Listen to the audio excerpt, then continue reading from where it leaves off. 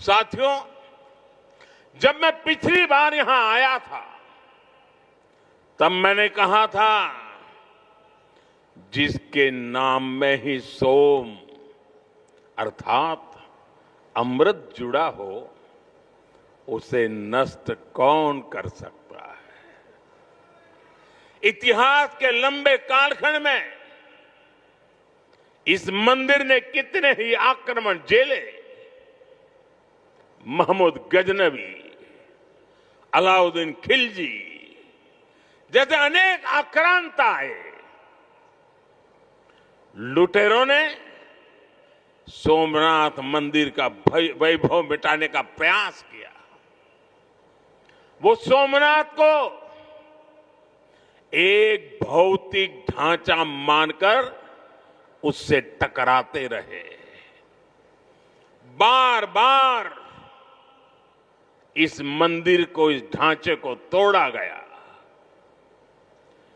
और ये बार बार बनता रहा, हर बार उठ खड़ा होता रहा, क्योंकि तोड़ने वालों को मालूम नहीं था हमारे राष्ट्र का वैचारिक सामर्थ्य क्या है।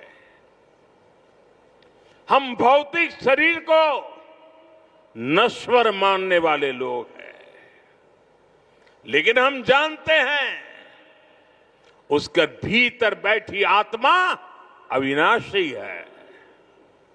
और फिर तो शिव तो सर्वात्मा है। इसलिए अलग अलग काल में अलग अलग जीवों की संकल्प शक्ति में शिव प्रकट होते रहे। राजा भोज,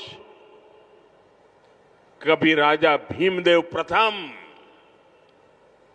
कभी राजा कुमारपाल, कभी राजा महिपाल प्रथम, तो कभी राव खंगार, ऐसे अनेक शिव भक्त समय समय पर सोमनाथ मंदिर का पुनर्निर्माण करवाते रहे। लकुलिश और सोम शर्मा जैसे कितने मनीषी, उन्होंने प्रभास पाटन क्षेत्र की विरासत को संरक्षित किया, इसे शैव साधना और दर्शन का महान केंद्र बनाया। भाव बृहस्पति, पाशुपताचार्यों और अनेक विद्वानों ने इस तीर्थ की आध्यात्मिक परंपराओं को जीवित रखा। विशाल देव और त्रिपुरांतक जैसे व्यक्तित्वों ने यहां की बौद्धिक चेतना को सुरक्षित रखने का पुनीत कार्य किया। साथियों, वीर हमीर जी गोहिल, वीर वेगड़ा जी भील, पुण्य श्लोक अहिल्याबाई होलकर जी, बड़ोदरा के गायकवाड़ जाम साहब महाराजा दिग्विजय सिंह जी,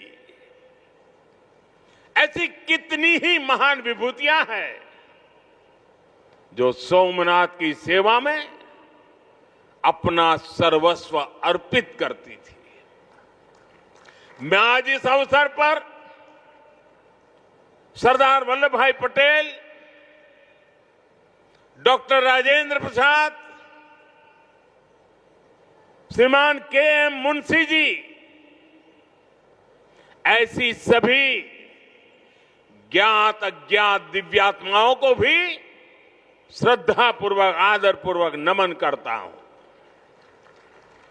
उनका स्मरण हमें यह प्रेरणा देता है कि हमें न केवल अपनी सांस्कृतिक विरासत को आगे बढ़ाना है, बल्कि इस जिम्मेदारी को आने वाली पीढ़ियों के हाथों में सौंप कर भी जाना है।